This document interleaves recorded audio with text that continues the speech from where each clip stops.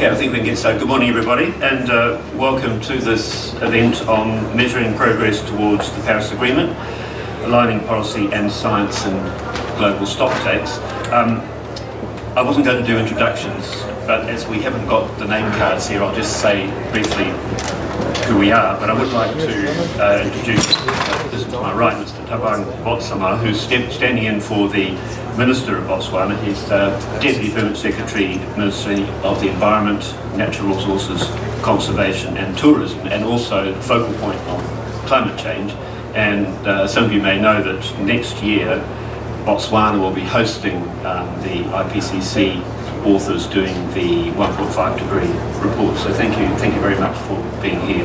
So Mr. Botswana will begin by giving a framing statement, and the other people we have here, Sir Miles Allen from University of Oxford, Keith Shine, Professor Keith Shine from University of Reading, and Dr. Jan Fugushut from Cicero.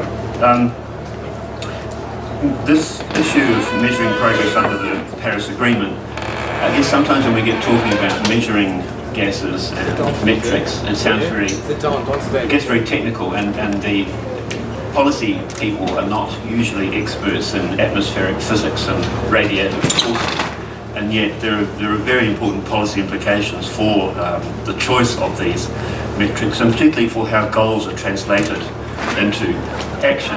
Now, we have used the metric of global, or 100-year global warming potential satisfactorily in the Kyoto Protocol, but now that we have the Paris Agreement in place, it does seem timely to review the way that we measure the gases. We now have goals that are new and clearer: 2 degrees, 1.5 degrees, the concept of the balance between sources and sinks, and of course, secondly, the Paris Agreement is very long-term, multi-decadal looking, potentially towards the end of the century compared with the rather shorter term of the Kyoto Protocol. I think one point that has always been made about measurement is that no single metric is going to be perfect. One issue that has come up, though, in the research that has been done since the GWP 100 was adopted, is the issue of have we got it right in regard to short lifetime gases and the relationship between them and long lifetime gases. That has been one issue where the question of alignment with policy has been raised, and we will be talking about that in the course of this event, and using CO2 as the long lifetime gas and methane as the short lifetime gas. And of course that does have fairly major implications for countries like Botswana and like New Zealand, who have a large agriculture sector. In terms of what one is looking for in a metric, clearly one that is aligned with the goals as closely as possible, one that can help us to track progress, one that is also workable and as simple as possible. Also, I think important when many countries will be looking towards economic instruments to ensure their transitions to low carbon or net zero, or whatever we call it, as part of the global transition. If you're using economic instruments, you really want to make sure that you have the correct weightings applied to the different gases. Also, questions of how you treat gases. Is it going to be possible under the Paris Agreement to keep the idea of a basket of gases with a single accounting measure, or would you need to separate the gases out? Important also, I think, for what will be many burden-sharing discussions when countries compare and contrast their progress moving towards the goals of the Paris Agreement. So that's the sort of general framing of our session here. So we'll begin with an introduction from Botswana, and then the next presenter will be Miles Allen, who will talk about current global warming trends and the implications of those for the Paris temperature goals. Then Keith Shine, and what will be the most, I guess, the longest part of these presentations, will look at trying to assess the metric, which is, but it won't be too long because we cut off as he goes over time, but it'll look in trying to assess the metric that we think might be best aligned with the goals of the Paris Agreement. and we'll be looking at whether the GWP can be adjusted, and rather than throwing it out completely, can be adjusted to provide a better alignment. And then finally, Jan Fullestad will return to the Paris Agreement, look at some of the wording in that Paris Agreement and the goals in the Paris Agreement, and look at how they might need to be interpreted. For example, the question of balance, what exactly does it mean? In a sense, the problem there, I think, that one faces is that it wasn't scientists who put those words together, it was negotiators making compromises, and the way that negotiators make compromises is always leading to, it is through constructive ambiguity. So there'll be some reflection there on, okay, how do the science and the policy people work together just to work out what exactly it is we need to achieve under the Paris goals. And again, that links back to the fundamental question of the core measurement. At the end of the session, we'll just talk a little bit about some of the other material that we have prepared as a policy brief, and we hope there'll be an article in a scientific journal which will make this case rather more depth than we can here today. But I think without further ado, I should now turn over the floor for our introduction from Mr. Botswana from Botswana. Over to you. Thank you very much. Good afternoon, ladies and gentlemen. Botswana did participate in the negotiations prior to the COP21, that is in Paris, leading to the historic agreement, the Paris Agreement, December 2015. What is key in the Paris Agreement is that we need to ensure that the implementation mechanisms are informed by lessons learned from the Kyoto Protocol. Therefore, that will lead us to ensure that there is progressive and sustainable means of implementation that will serve the interest of all parties to the agreement. I think the NDCs are a good point to start. However, for countries like Botswana, there is need to get means of support availed as soon as possible, because in order for us to start implementing and ensuring that there is an initial review that can guide us whether we are on the right trajectory or not, in terms of delivering the aspirations of the ambitious Paris Agreement. Remember, Paris Agreement, the target is 2 degrees Celsius, with that ambitious target of 1.5 degrees Celsius. But for countries like Botswana, we have already exceeded the 1.5 degrees Celsius, and we are looking at something like 4 to 5 degrees Celsius in the long run. So it's important for us that this agreement is implemented so that we don't go beyond the high temperatures of 5 degrees Celsius and so forth. The reality on the ground is that in terms of capabilities, we have different capabilities to undertake national adaptation and mitigation response measures. And therefore, there should be differentiation at the center of allocation of means of support, be it finance or technology. We do need that support.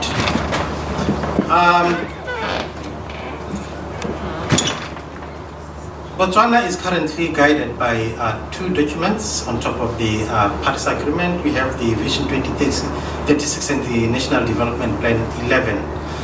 We were fortunate that the Paris Agreement just came before the development of these 2 documents, and therefore we are able to infuse it into our National Development Plan, and therefore it's easier to take it forward and implement some of the commitments that we have under the Paris Agreement. These documents I spoke about are both anchored on sustainable development and a deliberate attempt to mainstream climate change into all development priorities was made. Delivering on the sustainable development pathway will automatically deliver a sound climate change agenda that contributes to the global effort. What we are doing on the ground currently is that we have already started to move away a bit from coal. Botswana is endowed with a lot of coal, and we are still discovering more coal fuels. However, we are aware that if we have to be part of the rest of the world, we need to move away from the coal, and we are currently working on putting up a 300 megawatts solar power plant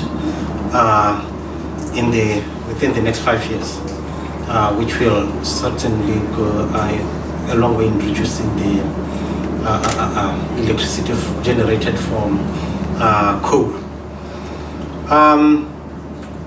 We are also finalizing a strategy on climate change response, and also developing an action plan that will set into motion adaptation and mitigation response measures for Botswana, leading to us being able to live partly maybe towards the Paris Agreement commitments. We continue to carry out vulnerability studies as well as drought assessments and make analysis of impacts that are directly attributable to climate change. These studies subsequently become or inform our national communications to the NFCCC. Remember, every 4 years we have to submit national communications communicating on the state of the environment, and on a 2-year basis we submitted the BUR, the biennial reports. These assist in terms of putting up those. We have also piloted sustainable land management practices carried out in partnership, of course, with some of our development partners, and that will also provide data on the effectiveness of some of the strategic approaches for both adaptation and mitigation response measures. Conservation agriculture is one typical example that is currently delivering the results in Botswana. We started using systems such as the reapers and others, which are very good in terms of conserving moisture in the soil, and we are seeing very good results coming out of those projects thus far. As we may all know, colleagues, Botswana is not an industrialized country, and therefore pollution is currently not a very big problem for us. However, we still make sure that we measure all types of pollution in the country through the Department of Waste Management and Pollution Control, measuring elements such as carbon dioxide, ozone, and other pollutants. This will assist us in terms of development of integrated waste management policies going into the future. Carbon dioxide sequestration through the use of different tillage systems, in particular those such as the reapers, minimum tillage, zero tillage, and use of legume crops are part of our conservation agriculture strategy, and we should see that being implemented as we go forward. Drought comes very frequently to Botswana. It's now like the normal, and it has increased in the past few years, the frequency. We have debates as whether we should consider drought as an abnormal situation or the normal as the abnormal because of the frequency of the droughts. We just came out of a serious drought the year before last, and we had all the dams in the country failing. It's only after this past rainfall season that we had good rains, and we had some of the dams recovering.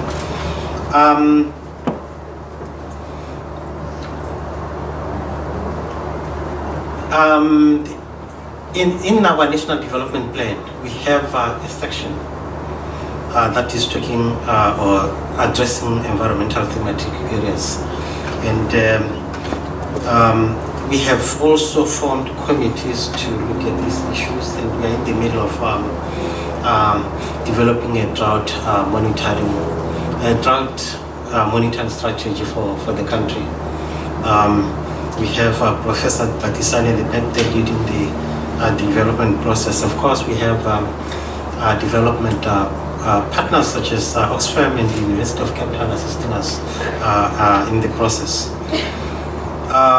What has happened because of the importance of the climate change issue, we have some of the structures based in the office of the president so that they get the required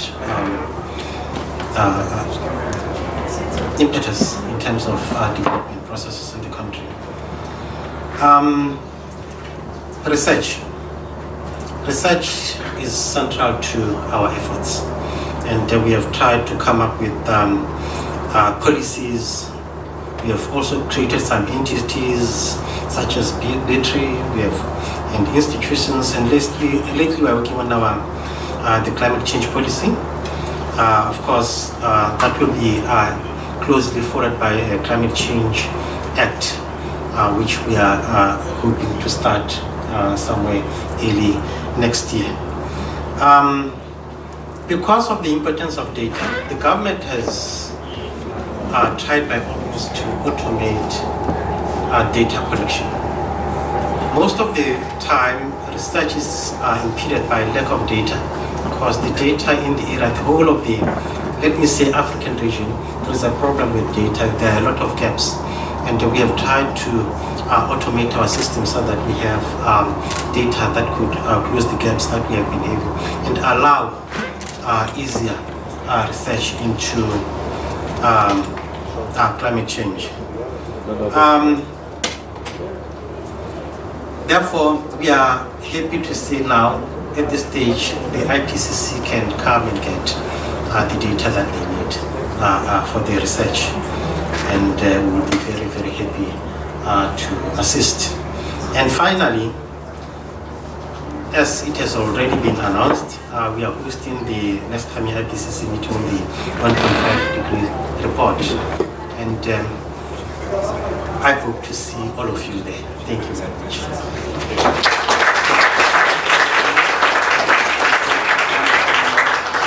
Thank you very much. And now Professor Miles Allen to give the first presentation. I should have introduced myself, by the way, for those who don't know me. I'm Adrian Macy from Victoria University of Wellington in New Zealand.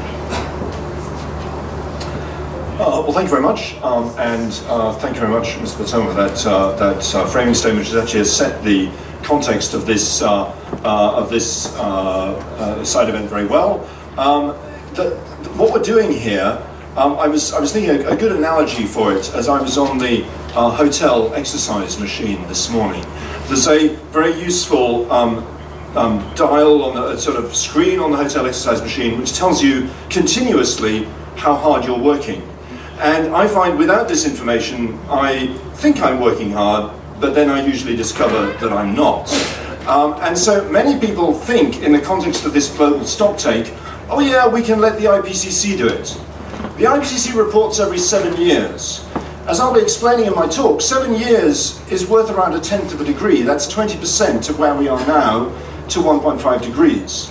If you just wait for the next IPCC report, it's like switching off the dial, switching off the screen on the hotel exercise machine, and well, if you're like me, then you'll definitely slow down your efforts. So we need this ability to continuously keep ourselves up to date on how we're making progress towards the long-term temperature goal, because believe me, getting to net zero is going to be a heck of a workout for the world over the next 40 years. By the way, I did find on this exercise machine, there was a sort of magic button, which if you pressed it, made it much easier without actually reducing the rate of workout, which as a physicist I found troubling. And I thought this was a little bit like solar geoengineering. And believe also me, once you discover this button, it's very tempting not to press it. Anyway, moving on. So this is monthly temperatures since 1950, a very familiar figure to you, but I just highlighted on this figure when the major climate conferences occurred.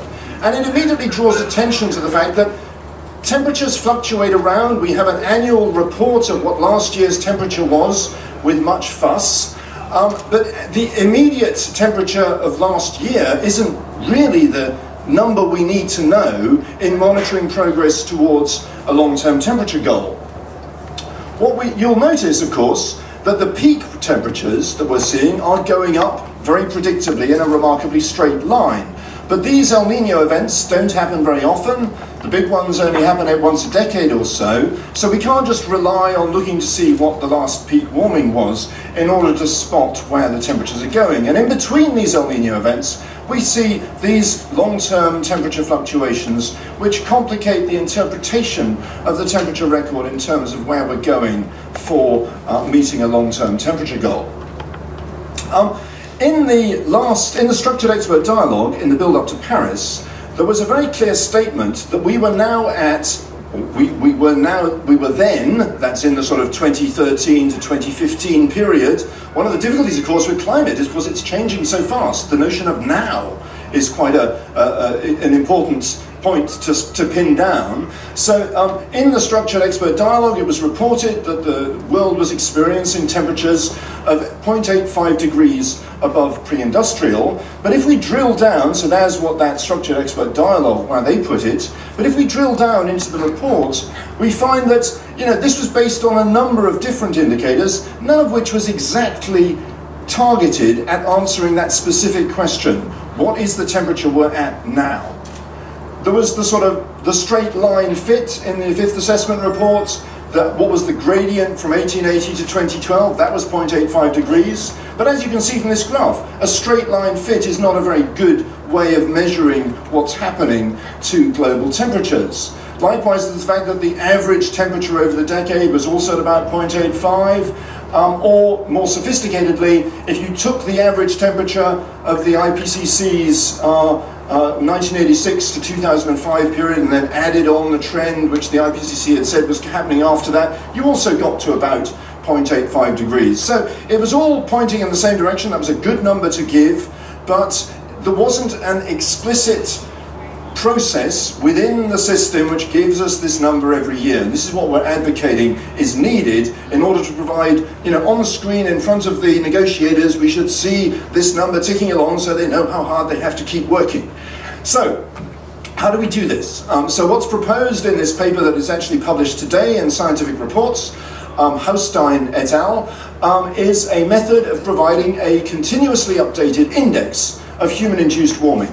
We start with observations of global temperature. It's an observational index. It's founded on what's actually happening in the real world. We combine that with the external climate drivers that we know about, human influences in orange and natural fluctuations in blue there.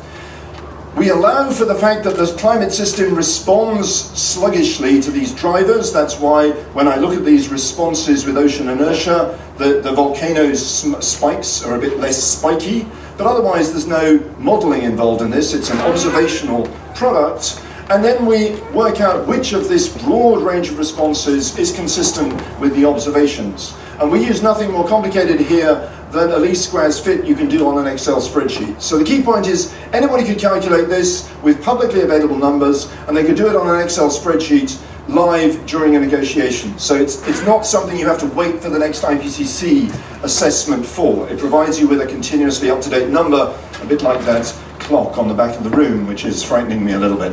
Okay, so this is where we're at.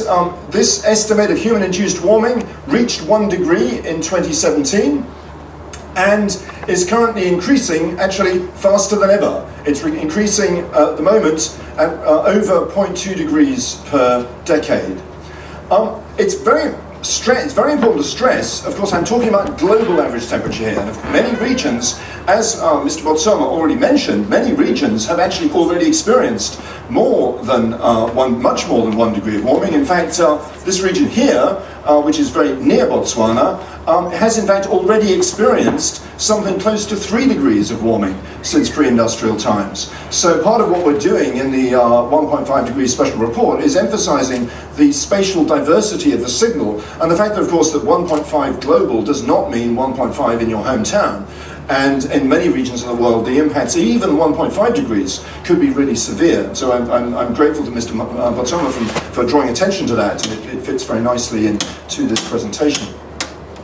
So we can use this, by using this index of global average temperature of human-induced warming, this minimises our sensitivity to natural fluctuations. And the sort of heavy line you can see there, the one which wiggles slightly, that's what would have happened if we had estimated this index every year for the past 30 years or so. And you'll notice it doesn't go, it didn't stop in 1998. We don't see this notorious hiatus in this index. Of course we don't, because that was natural variability. Human-induced warming continued predictably, getting warmer every year, exactly as you would expect it to do on physical grounds. So this is why an index like this would be useful. You'd avoid all these arguments about, oh, has global warming stopped? And believe me, we're going to have them again. People are going to say, oh, global warming stopped in 2016 because it was such a warm year. People will look back as far as 2016 and say, oh, look, it was warmer than now. So before that starts happening, we need to get people's minds onto an index of human-induced warming. And it's consistent entirely with the structured expert dialogue. Adrian's getting edgy, so I will point out that it is sensitive to the data set you use. Finally, one of the reasons we need to know both what level of warming we're at, and also how fast it's warming now, is that determines the time we have to stabilise temperatures. If you're warming rapidly, then you've got less time to act. If we're warming slowly, we've got more time to act. And the level of warming, therefore, also, so knowing exactly where we are now is crucial to knowing how we're progressing towards the long-term temperature goal. So this is why it's an essential, what we're saying is we think this should be considered an essential climate variable, and I put capitals on there because yes, there is a message here for the WMO. It's not enough just to release the global mean temperature of last year. We need to know every year before the COP how far has human-induced warming got to, and this should be part of the information that should be available to everyone involved in this process. And it gives us one of the elements of one of the pieces of information we need to know as to whether we're on track for net zero, whether we're reducing emissions fast enough to achieve our long-term temperature goal. And of course, and this is what is now going to be covered in the next two presentations, what we mean, what we have to think about as we reduce emissions, and also ultimately how we measure whether we've achieved net zero in the end. So I'll now hand over to Keith Shine, who will talk about the next step, which is how we measure the reduction in emissions, in total emissions, as we embark on this workout towards net zero.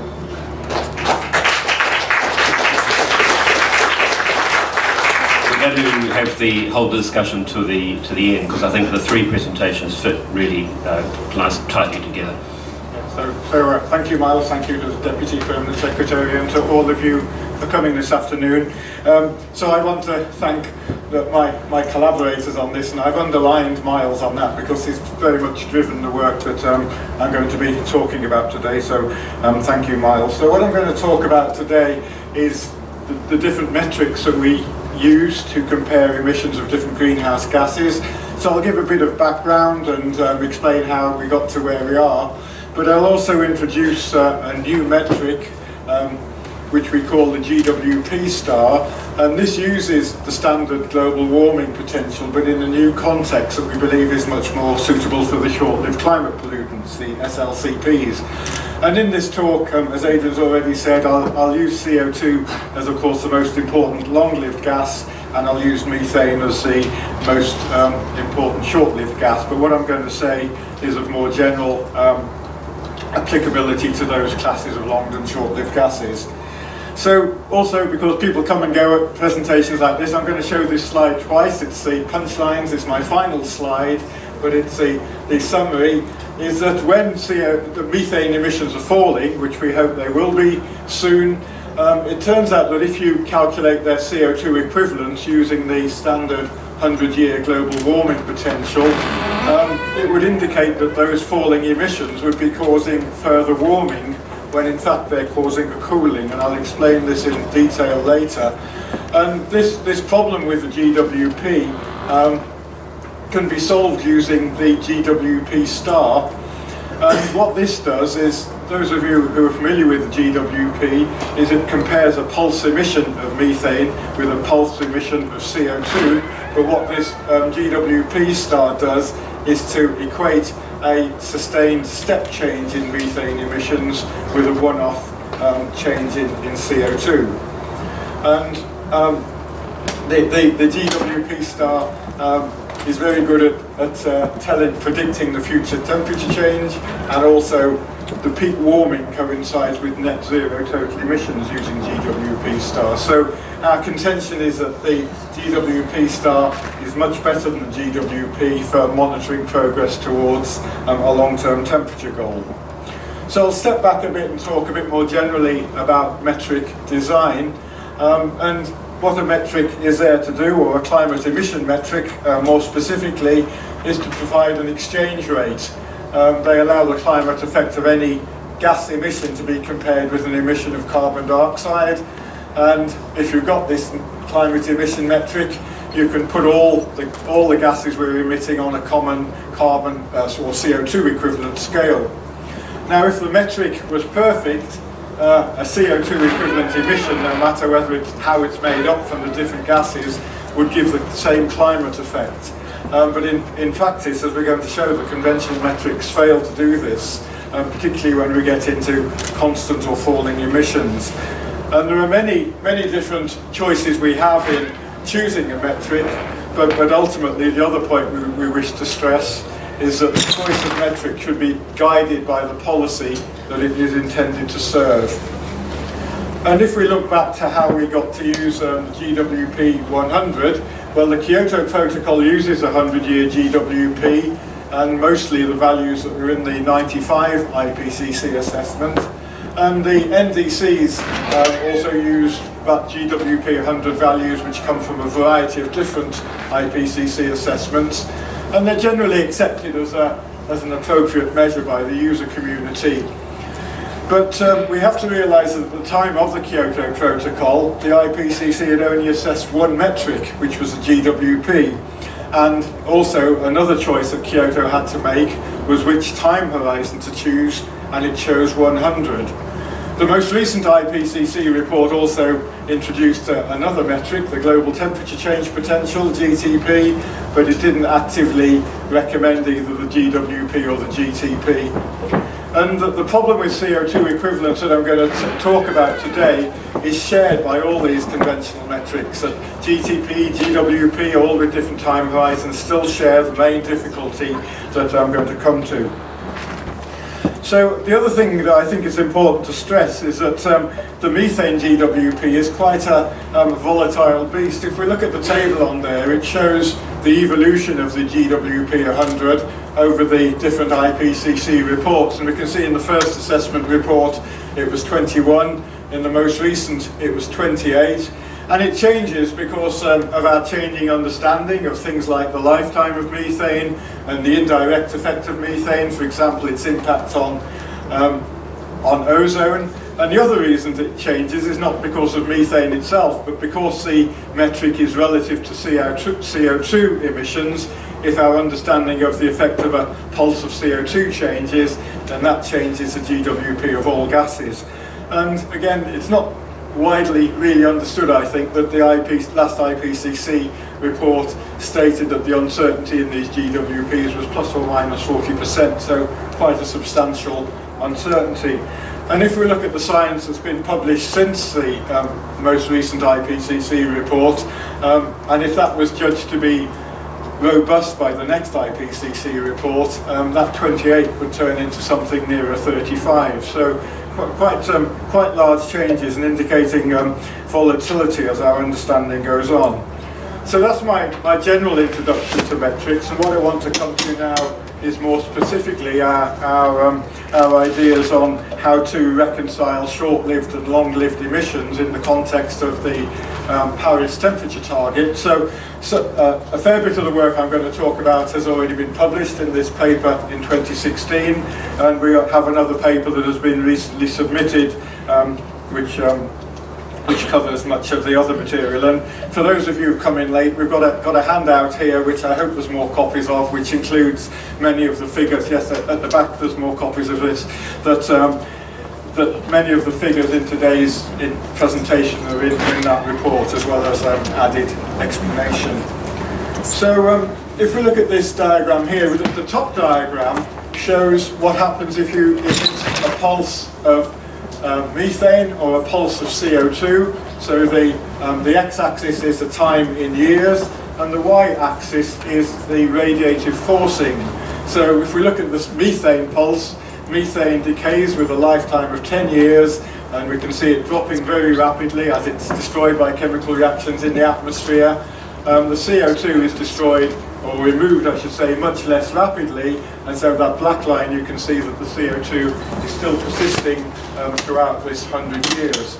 And what the global warming potential does is really to compare the areas under those curves up to a given time horizon. So in the case of Kyoto, it's 100 years. Now, that pulse of radiative forcing doesn't translate into a pulse of into the effect on temperature in a straightforward way. So the bottom plot shows the change in temperature as a result of that pulse in radiative forcing. And because of the thermal inertia of the climate system, that it takes a while to respond, we can see that the effect of the methane emission, there's a rapid response and then it dies off as the pulse of methane is removed from the atmosphere. But for CO2, it's quite different, and the CO2 temperature change is still persisting after 100 years. So although there's equivalence in terms of the area under the curve in the top plot, there is not equivalence in terms of the temperature effect, except at one point in time. And the only way we could mimic that long-term effect of CO2 would be to continue to emit methane during that 100 years to keep the temperature effect of the methane up at the CO2 curve. And this is shown again in a rather similar plot here on the left-hand side from the Allen et al. 2016 paper. If we just concentrate on the blue methane pulse and then the lower red line, which is a CO2 pulse, this is using the actual emissions of CO2 in 2011 converted to methane equivalents. And we can see exactly the same thing as we had in the last plot, with the methane pulse giving a higher temperature change at short times, but a much lower temperature change at long times. But on the right-hand side, we've done something else. Instead of emitting a pulse of methane, we emit the same amount of methane, but we spread out that emission over the whole 100 years. And the dashed red line, which shows the CO2, is exactly the same red line as on the left-hand plot, but we've expanded the scale. And we can see, compared to the left-hand plot, the similarity between the methane sustained emission and the CO2 pulse emission is much better than if we compare two pulses. So what we're saying here is that there's a closer equivalence between a sustained change in methane emission rate and a pulse emission of CO2. And so this leads then to this improved metric. So at the top, what it states is what we do now, that in the conventional usage of a GWP 100, it says the CO2 equivalent of a methane emission is a 100-year GWP multiplied by the methane emission, but the only equivalence this gives is in the integrated radiative forcing. Under GWP star, if we move down to the next black bit, the equivalence comes from the change in methane emission rate. So H times the GWP times the change in methane emission rate gives you the CO2 equivalent. And now the equivalence, instead of being in integrated radiative forcing, is actually in temperature change, which is more appropriate to the Paris goals. So the next slide is only for any metric geeks in the audience. I can see one, and I'm happy to talk to people about this afterwards if they want to. But I want to focus on the second blue one, which one of the difficulties with the GWP is choosing an appropriate time horizon, because the GWP of a gas like methane varies considerably, going from 20 to 100 years. But there's something which is quite nice about the GWP star, is it's much less sensitive to that choice. And so your perceived equivalent CO2 emissions don't change so much when you change the time horizon. So again, just an example then, if a few examples of this application. Under GWP, a 1 tonne methane emission is equivalent to 28 tonnes of CO2. Under GWP star, it means a 1 tonne per year increase in methane emission rate is equivalent to 2,800 tonnes of a one-off emission of CO2. And it doesn't only work for an increase in emission rates, it also works for a decrease. So a 1 tonne per year decrease in methane emission rates is equivalent to a one-off removal of 2,800 tonnes of CO2. But one important thing to state here is that this equivalence is only true if your methane decreases are sustained. So if you decrease your methane emissions in 1 year and they go up in the next, this equivalence is lost. So that's a very important thing to stress. Okay, so there's several points that come out from this. The left-hand plots there show the case where both methane and CO2 emissions are increasing, and in both those cases it's the warming in the bottom plot due to CO2 and methane are both increasing. So increasing of both leads to an increasing temperature of both. But if we come to constant emissions, so if CO2 is constant, because CO2 accumulates in the atmosphere, the bottom plot shows that CO2, the temperature continues to increase. But it's quite different from methane. If methane emissions are held constant, then the CO2, sorry, I'm mixing my things, let's start that sentence again. If methane emissions are constant, then the temperature response to those methane emissions remains constant. Whereas if you turn those methane emissions into their CO2 equivalents, they would wrongly tell you, and that's a dashed line in the bottom right-hand corner, that temperatures would continue to increase. So again, we stress here that we're not saying that methane emissions do not cause a temperature change. They clearly do, and if we cut methane emissions, we would get a gain in temperature. But what we're saying is if we hold methane emissions constant, there is no further warming from those. So if you have a herd of cattle and you don't increase the size of your herd of cattle, they may have contributed to a temperature increase in the past, but if that herd of cattle is kept constant, then they won't contribute to further warming. So, and even more starkly is if we go into a regime of falling emissions, then falling methane emissions are actually equivalent to CO2 removal because they're leading to a cooling, which is what the bottom plot shows. Whereas if we use the conventional GWP and the conventional CO2 equivalents, until those methane emissions reach zero, they would be perceived as causing a continued increase in temperature.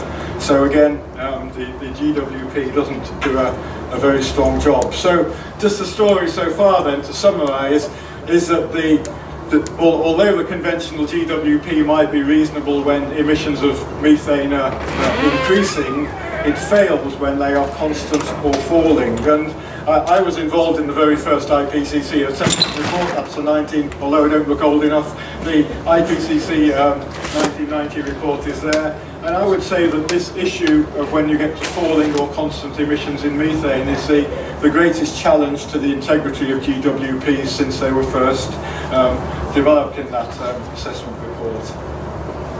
Okay, so I'm going to show examples now of an application where methane emissions are falling.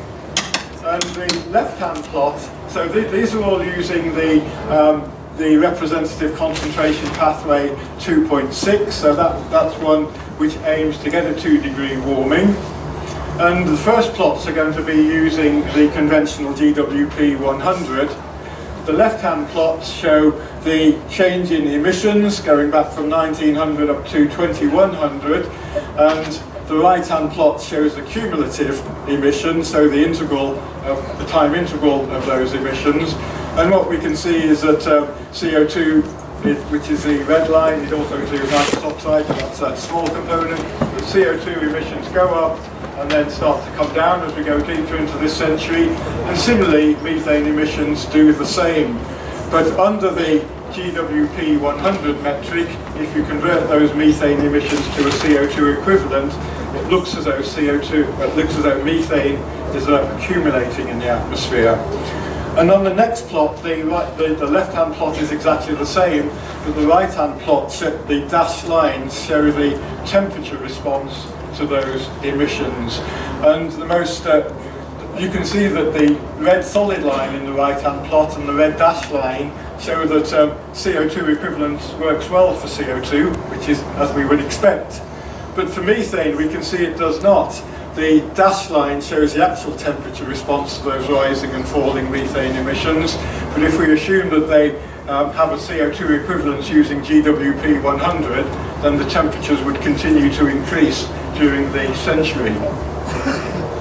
So the next plot shows similar ones, but using the GWP star. So the left-hand plot now shows the CO2 equivalent star emissions, and the most important thing is that the CO2 equivalence is now given by the rate of change of the methane curve. So we saw that the methane emissions came up to a maximum and then fell down. So at the point of maximum, the change in methane emissions is 0, and as they fall, the emissions are equivalent to a negative or CO2 removal. And so we can see that red arrow points to when the CO2 equivalent emissions of methane come to 0 and then go negative.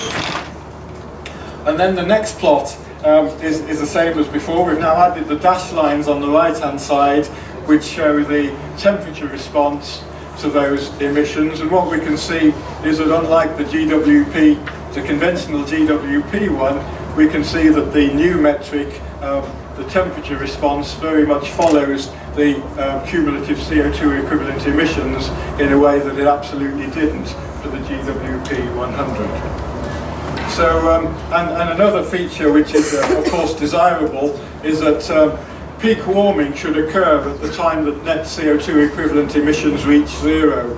And this is true under the GWP star, but it's not true, I didn't show, we pointed out earlier, it's not the case when we use the GWP 100. So that brings me back to the slide I started with, which is the punchlines, is that if we've got a scenario of falling methane emissions, then the CO2 equivalence calculated using the 100-year GWP indicates a further warming instead of cooling. The GWP star, which compares a sustained step change in emissions with a pulse of CO2, resolves this problem, and it also predicts peak warming at the time that net total emissions come to 0. And so our contention is that the GWP star is better suited to a long-term temperature goal treaty like the Paris Agreement than the GWP. So thank you very much for your attention.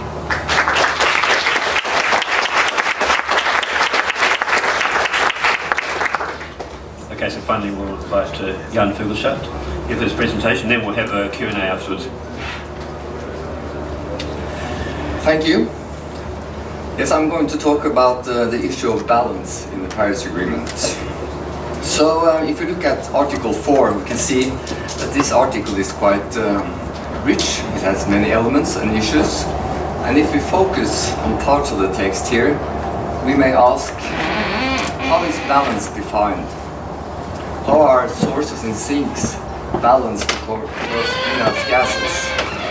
And what is meant by greenhouse gases? Which gases are included in this group? So we can look at this. It doesn't work.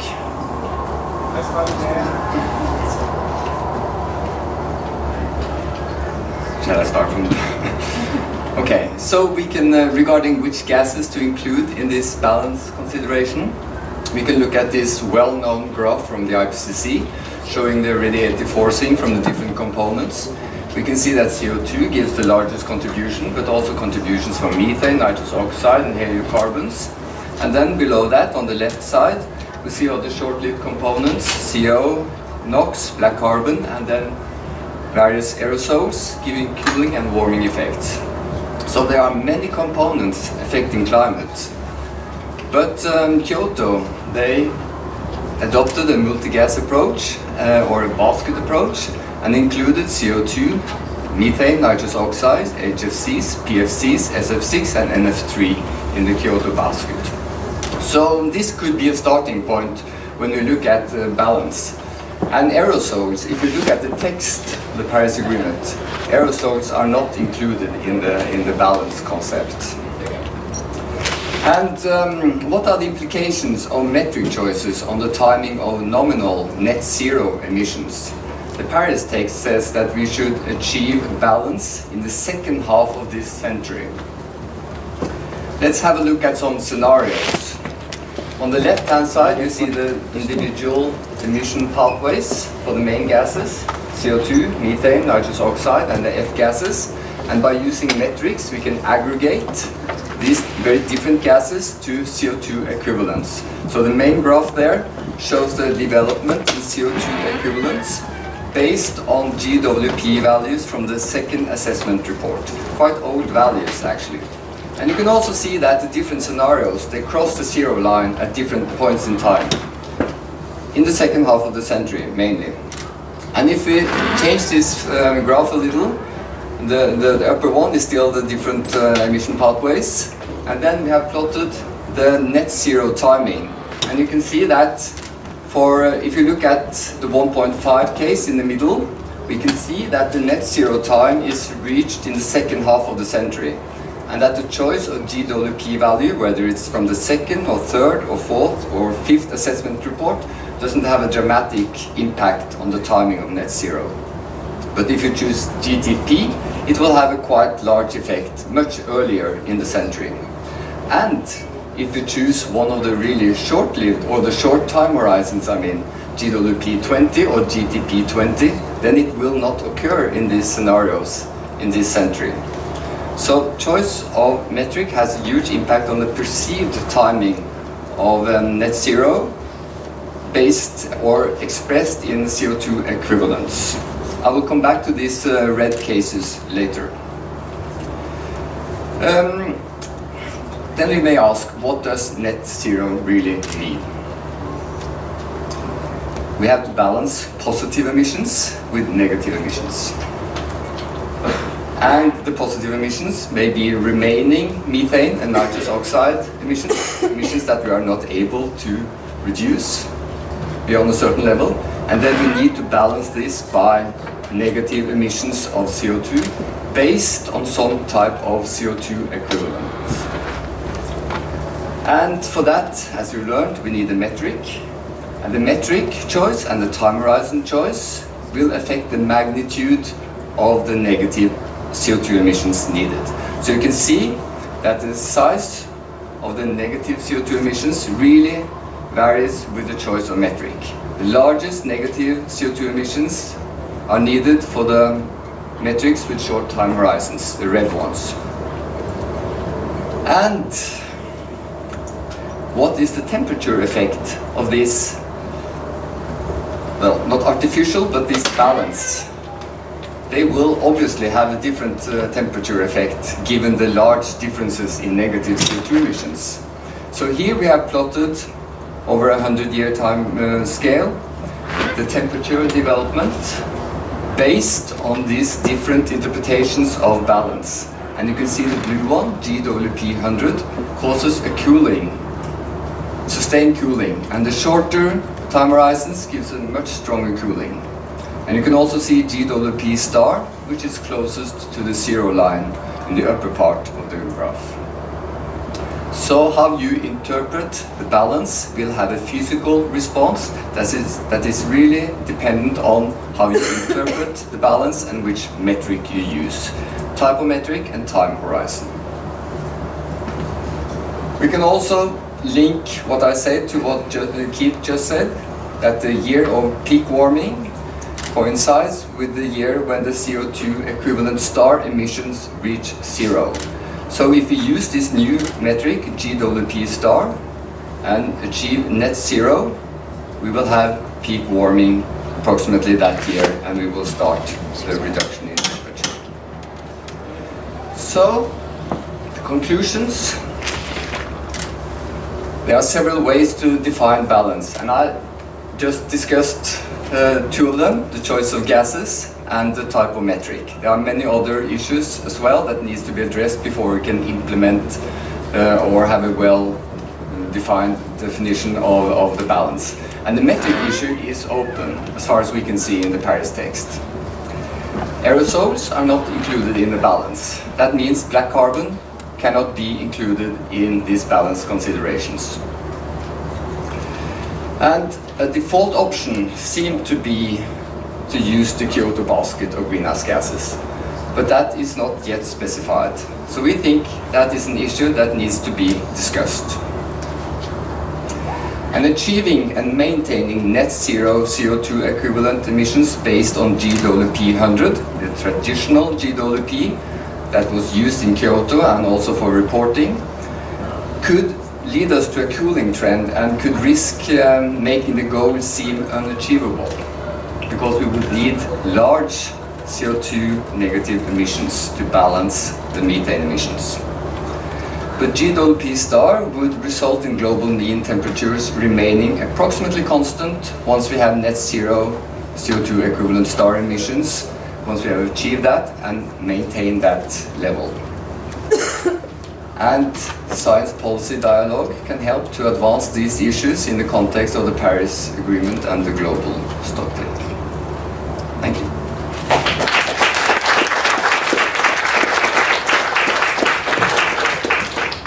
Well, thank you very much, and thank you to all our presenters for enabling us to finish exactly when we did want to finish, to allow a good half hour for some discussion. I mean, I did just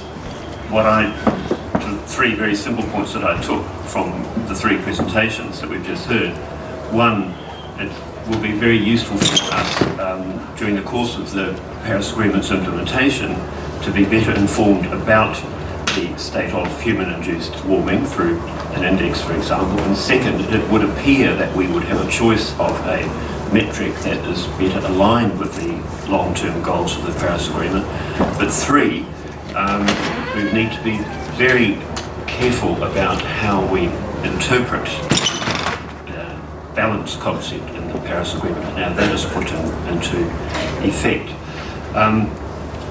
I have noticed also that the discussions here on metrics appear to have been pushed forward to June 2019. I don't know if anyone in the room was involved in that. It may be possible during the discussion to explain what is going on there. But I think we do have grounds here for some really useful dialogue between science and policy. And if I could just indulge myself and ask Keith a question. I'm now assuming I'm a New Zealand farmer with 500 or 1,000 dairy cows. Is what you're saying, if I keep my emissions, if I stick with my herd, my 500 or 1,000 cows, and those methane emissions stay constant, that I'm not contributing any more to global warming, and I'm no longer a climate criminal? Well, you will have contributed to global warming by having those cattle, but once you've got a steady state herd, then there will be no further warming from them. Maybe your grandfather bought the herd, so it was your grandfather that bought that contributed. And as a Brit, of course, because we were the ones who were the first climate criminals. Of course, we've been doing this for a while. Okay, well I think with that, thank you for that response. I'll now open up the floor for questions, and please indicate who you I think should be a roving mic somewhere, and maybe indicate which of the presenters you'd like to address your question to.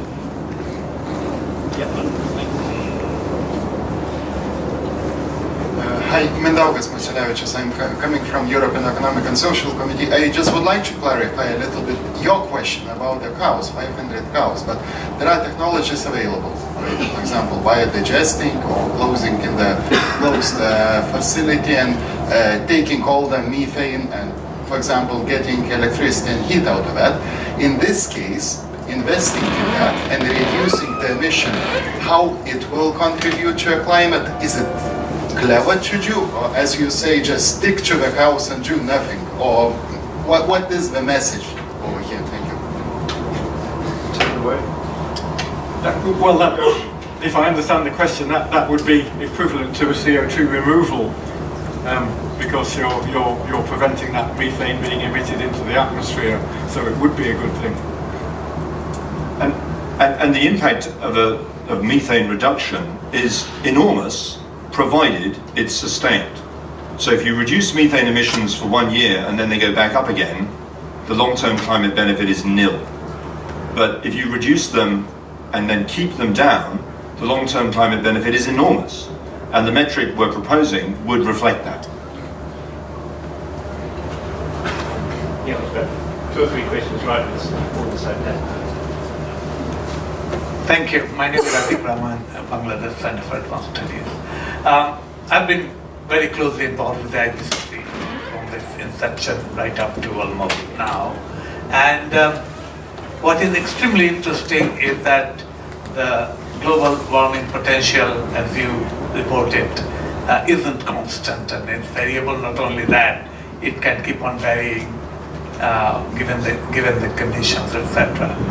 My question is, as a policymaker here, the minister wants to hear, what shall I do? Should I try to reduce carbon? Should I try to reduce methane? Should I try to reduce black carbon? Whatever. The policy options becomes very, very complex now for a scientist trying to communicate to policymakers.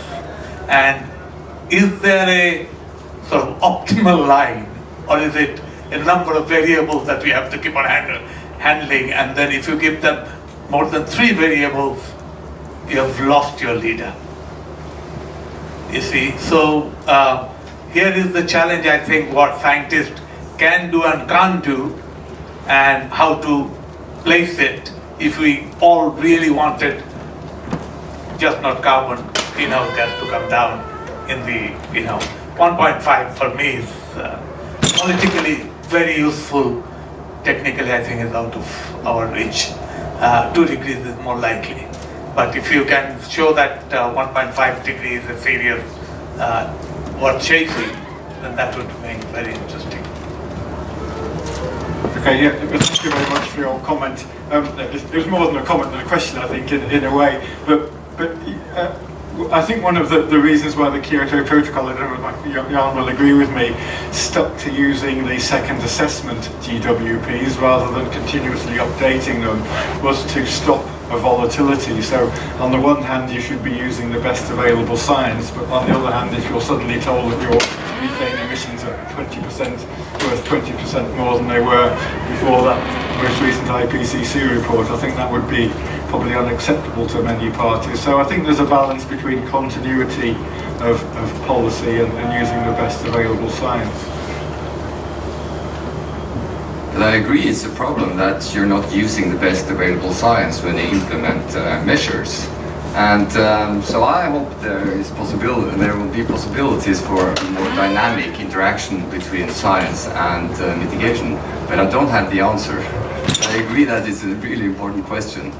But there has to be a lag, because you have to see whether those numbers are robust and scientifically stable also. So some lag, we have to accept that. But on a sort of positive side, I mean, we accept that the revision we're proposing, so treating a flow of methane, a change in the rate of flow of methane as equivalent to a pulse emission of CO2, that would be quite traumatic from a policy perspective, because it would mean it's a big change. But we have an opportunity to do it, because we've got this couple of years of thinking about metrics outside the process, because apparently they're not going to, according to Adrian, they're not really going to be revisiting this until 2019. And the point we're warning people is, if we carry on muddling along with GWP because it's the one that people are using and are used to, the problems are just going to get worse and worse and worse as we go into mitigation. When emissions were rising, it didn't really matter so much what metric you used to measure them. But once emissions are falling, it's going to become completely obvious that global warming potential is not fit for purpose to monitor progress to the long-term temperature goal. And so the sooner we start talking about this, the better, because we all hope that emissions are going to be falling pretty soon. There was a question in the, maybe as you're close, we'll take those 2 questions, then the one in the back. Thank you. I'd like to return to the ambassador's question about his livestock and his contribution to global warming. I thought that response was very interesting and important and consistent with what I heard, but possibly easy to misinterpret. And I think that the interpretation depends on whether you take global warming to be a noun, the 0.85 degrees or the 1 degree of warming that's in the atmosphere now, or a verb form, a gerund, global warming that is in process, continued global warming. And I think that's correct, consistent with the presentation. He isn't currently contributed to increasing global warming, but his livestock most certainly does contribute to the 1 degree that's in the atmosphere now. And decreasing livestock will remove that contribution to the warming. And the responsibility didn't end with his grandparents who put the livestock on the land. Could you confirm that that's a correct interpretation? Yes, that would be the correct interpretation. It would be analogous to the owner of a closed coal-fired power station. Yeah.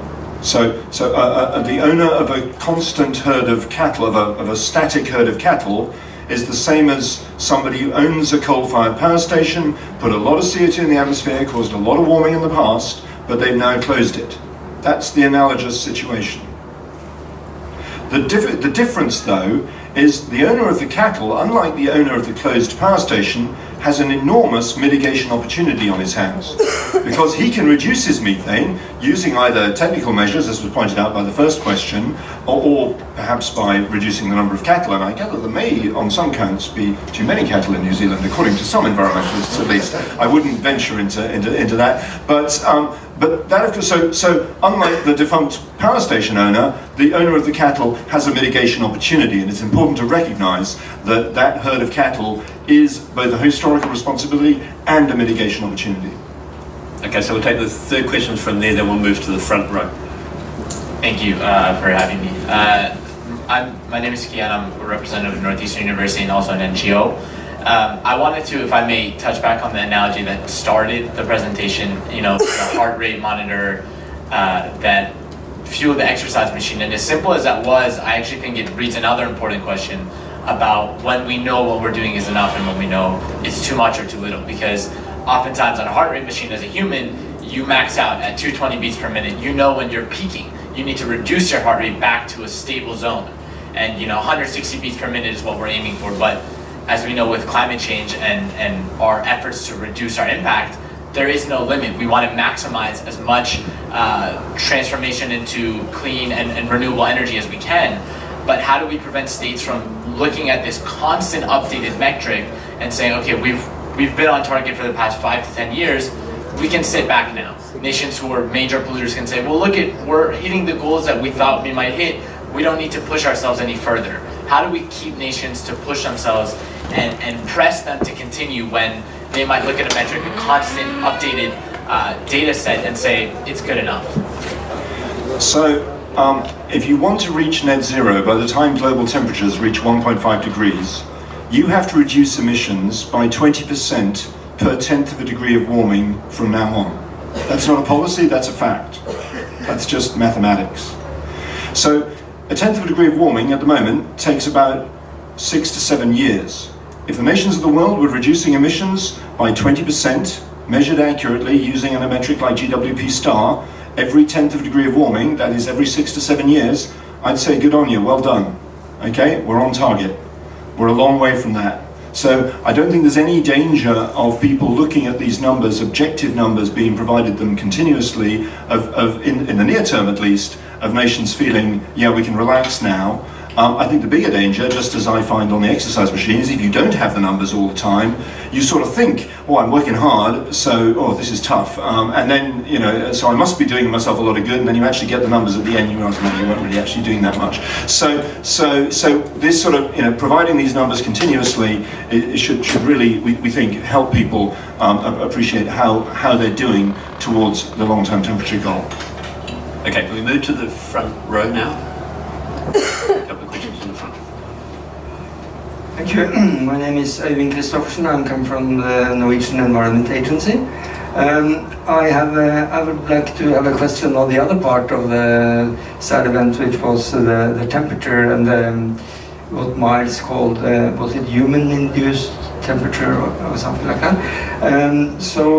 Because I think that it's important then to recognize what is said in the Paris Agreement, and in the Paris Agreement it's not talking about the temperature in each year. It said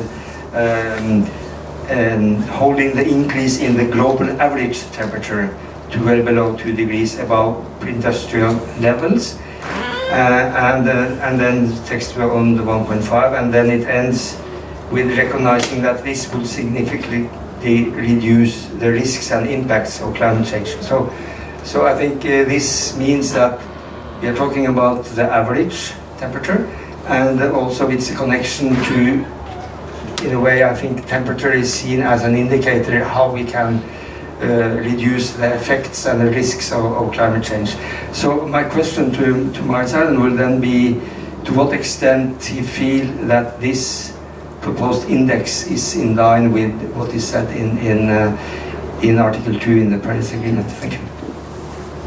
Well, I can answer that very quickly. Yes, we can check that this index of human-induced warming is a very good indicator of the long-term average temperature you get in the absence of large volcanoes. So the only thing that really disturbs temperature away from the temperature change away from the human-induced warming would be a large volcano, for example, and that would only disturb it away for a few years. So we think this index is actually very well aligned with what we imagine, and as Adrian pointed out, the framers of the Paris Agreement weren't exactly specific on exactly what every word means, but we think this index would be very well aligned with what they were talking about when they were talking about the long-term temperature control. And crucially, of course, this component of the warming is the only component we have any control over.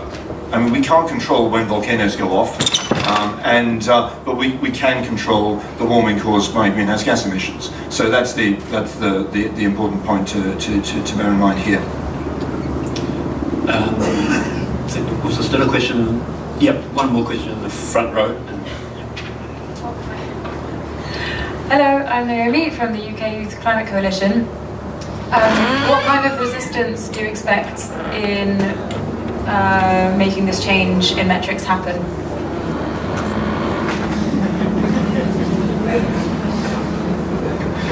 Yeah. Okay. I expect some resistance because the reporting system is based on the GW. So it's really a well-established metric, and I respect that situation, and I understand it's very difficult to change. But there are many different levels of using metrics, so it doesn't mean that everything has to change. But we can use this for certain purposes, and perhaps it will change more over time. But I would like to return the question to the audience, because there are many people here who knows more how this will be received, and it would be so interesting to hear whether this is too academic or whether this is something that can be implemented.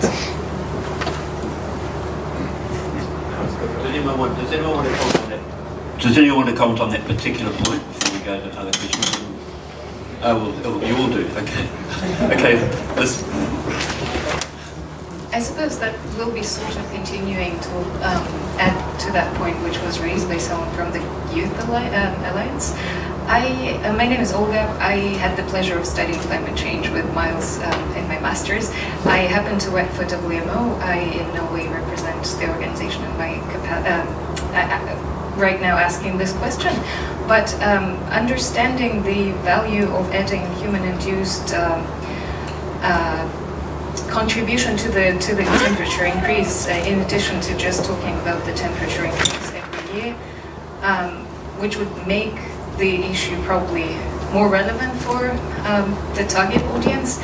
I was wondering whether you looked into a possibility of integrating this index and your metrics into what WMO has right now as integrated global greenhouse gas information system, which actually aims to measure not just the temperature increase and the emissions by sector, but also how much of these emissions remain in the atmosphere and lead to the temperature increase.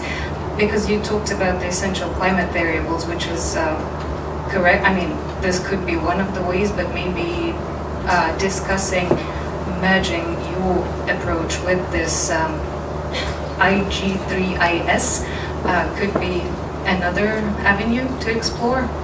Thank you. Yeah, I mean, we're academics. We're the last people you want to be publishing an index regularly every year. And I think that's one of the things you do see in the IPCC process, is scientists want to be imaginative, and so they keep changing things. sometimes one feels almost for the sake of being different from the last one. So we'd be delighted to hand this over to an institution like the WMO, who can then decide what the method is going to use and just issue the index every year. That I believe is the way it should happen. You shouldn't leave this to the scientists. We're not responsible in that way. If I could add a point on the question regarding how difficult it might be to get something like this accepted. I'm speaking as an ex-policy person.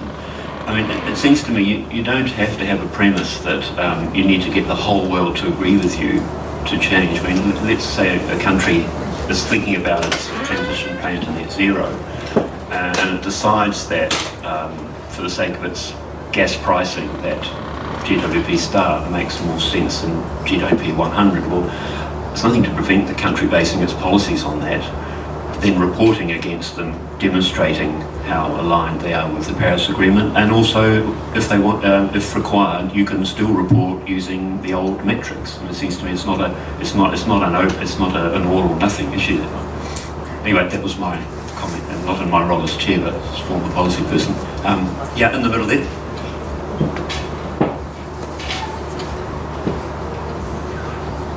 Thank you. My name is Philippe Marbet. I'm from a university in Belgium. And I have a question for clarification that is related to the policy application of these metrics. I wonder if I understood it well, but my understanding is that, let's take an example. I want to reduce 1 ton of CO2 and promise to do it that next year. It will be something that can be verified next year if I did or did not reduce my 1 ton of CO2. By contrast, if I commit to reduce by the equivalent of 1 ton, but in methane, and compute with that new metric, what do I commit to? I have the impression that I do not commit for something to do next year. I commit to an action now and forever. And that is, for the point of view of verification, probably a problem. And I see that you nod, so I imagine that I am right, but I would like to know how you think that this could be solved in the policy framework. Thank you. Absolutely. One thing that was on my slide is that on the illustrations that I showed for the GWP star, that the calculations that Miles and colleagues did, they were taking the difference over a 20-year period.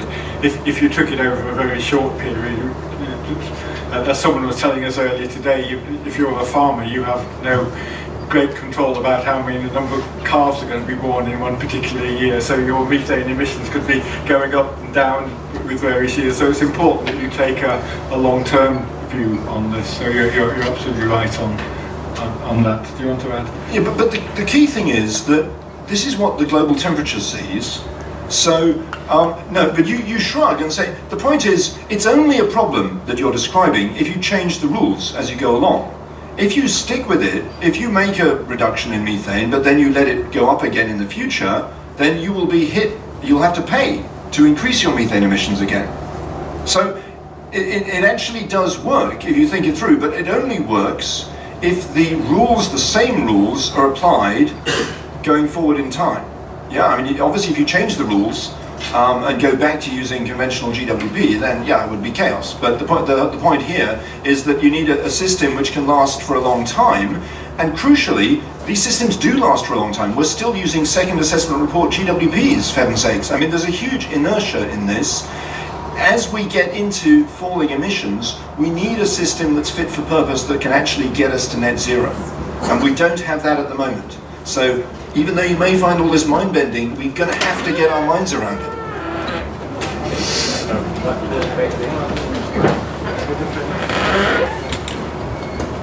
Hi, Peter Prasad. I'm a climate scientist at the Carnegie Institution at Stanford University, and I wanted to get us back to the black carbon issue, maybe against everyone's better judgment. So black carbon, as many of you know, and apologies if this was discussed earlier, I came in a little bit late, but it's even harder, more hairy to calculate a CO2 equivalent for something like black carbon for all the same reasons as methane, but in addition, its climate effects are highly heterogeneous and are also dependent on where the black carbon is emitted from. So in some ways, calculating a single global mean value for black carbon CO2 equivalent could be highly misleading. So I wanted to get your comment, first of all, on how you would see black carbon fitting into some of these things, but then also how you evaluate the trade-offs of calculating something like CO2e for black carbon so that it can be included in these baskets against the dangers of creating a value for it that could be quite misleading in terms of what its overall impact is. I think black carbon, changes in black carbon emissions would be treated in the same way that changes in methane emissions would be. But you're absolutely right, our level of understanding of the effect of black carbon is much more volatile. And when you get into very short-lived species, as you said, a ton of black carbon emitted in one country may not give the same climate impact as a 1 ton anywhere. Now, I mean, that's true of many of the gases actually within the Kyoto Protocol, the very short-lived HFCs, for example.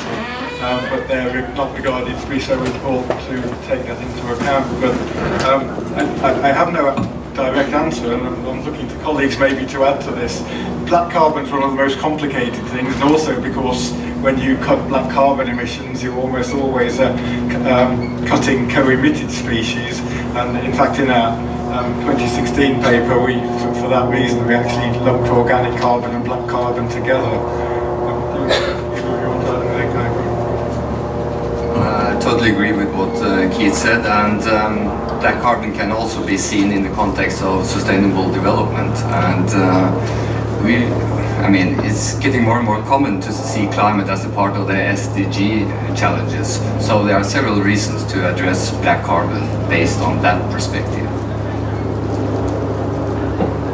Just to go on that point, I mean, Mr. Woodsummer might want to comment on the co-benefits of these other forms of pollution reduction, because I know that's something that a lot of countries have included in their NDCs on the black carbon pollution.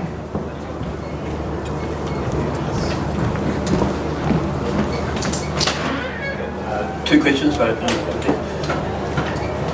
Yeah, hi, Alexander Pfeiffer, my name. I also study at the University of Oxford climate change. And so I was a bit fortunate enough to already know the GWP star measure, and so I had time to think about it.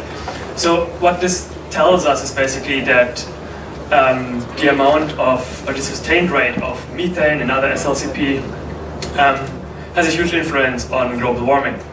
And if you go one step further and you look at the IPCC scenarios from the 5th assessment report from the database, then you see that in most of the 1.5 to 2 degree scenarios, they actually have a significant impact, because the 2100 levels of methane emissions are much lower mostly than they are today.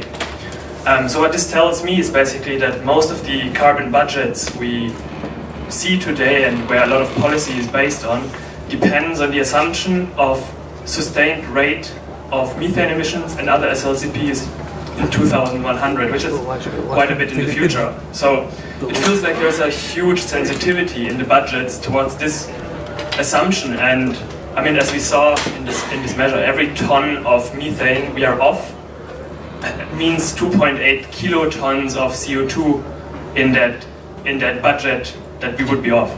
So my question is, are you aware of any efforts that are being made to make these budgets more resistant and more robust towards these assumptions regarding a 2100 sustained rate of methane emissions? Okay, so you're absolutely right. The more ambitious we are with CO2, the more it matters how other gases are contributing to either reduce, well, they will be likely reducing the available carbon budget, because they'll still be taking up equivalent carbon budget at the time we actually reach peak warming.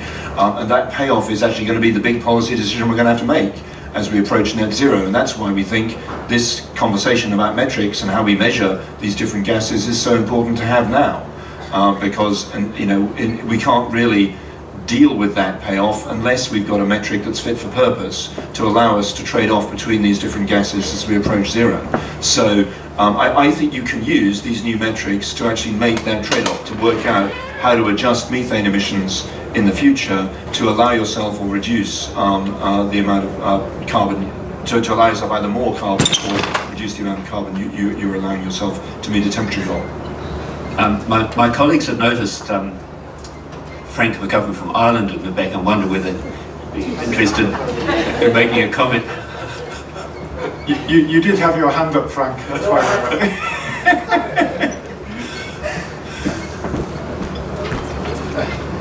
Thanks, Keith. I actually put my hand up because Jolene had her hand up. And I just want to make sure she was seen, so ladies first. Thank you very much. Yes, Jolene, Metrics Geek.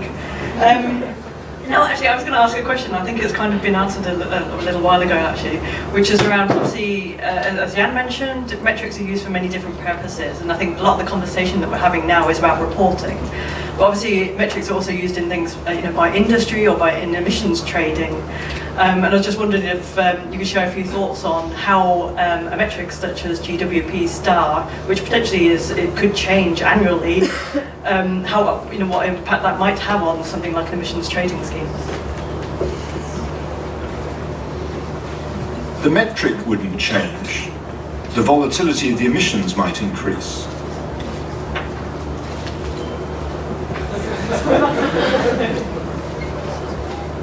Very academic answer. Okay, I suppose I should say something. No, I missed the start, so apologies for that. I just think it's a very interesting discussion and something that we will need to take up as in the future. As Adrian has said, we're coming back to this issue in 2019, and there will be these types of analysis will be provided by the IPCC in due course and part of its 6th assessment report. So it's clearly a fascinating discussion to have, and I do think that we will need to have that discussion in the not too distant future. As I say, we need to consider all of these issues and how best to achieve the balance that is required by the Paris Agreement. So, but I would also echo what Adrian said in terms of the systems we have and how we decide in the NDC world where countries make their own contribution. So there is a more bottom-up approach possible, but we also need to have that collective approach. So we need to have that discussion about how these things come together so that we can know that our bottom-up approaches that countries are doing will also put us on the collective pathway to achieve the Paris goals. Thanks. I might have time for one more question. We've been told we're going to need to vacate this room promptly. Thanks, Louise Jeffrey from the Potsdam Institute for Climate Impact Research. Quick point of information, the countries have actually been reporting according to AR4 guidelines for about 3 years now, so some progress. My question is actually more about the long-term pathways and the balance between sources and sinks. The Paris Agreement didn't happen in the absence of scientific input, and this anthropogenic balance between sources and sinks was based on the AR5 report and therefore on the 100 global warming objectives. So I guess my question was, why then do we need to revisit that in terms of trying to understand what it means? And I guess my understanding was that by using the GWP star is that you could then make it seem easier to achieve a balance between sources and sinks. But then my understanding would be it wouldn't actually be easier, just seem easier from what you said. So I was wondering if you could clarify that a little bit and maybe explain a bit why or why you don't think the Paris Agreement is clear on what it means by that. First of all, the Paris Agreement does not specify the GWP or any other metric. It says it should be considered. So given that the metric is developing over the years, we don't think it's obvious which metric to use. And as you could see, we in a way achieve more than we need. We need really deep negative CO2 emissions to balance the methane. And trading methane and CO2 is really physically very difficult because they are so fundamentally different. CO2 is accumulating, as you know, and methane is short-lived. And that has been recognized for many years. So when we come to the issue of balance, this issue becomes more critical in our view. And we need to consider that and define it and make it operational. That's our view. And you know, as an AR5 author, the AR5 absolutely did not say that you need to achieve balance measured by GWP in order to stabilize temperatures, because that would not be true.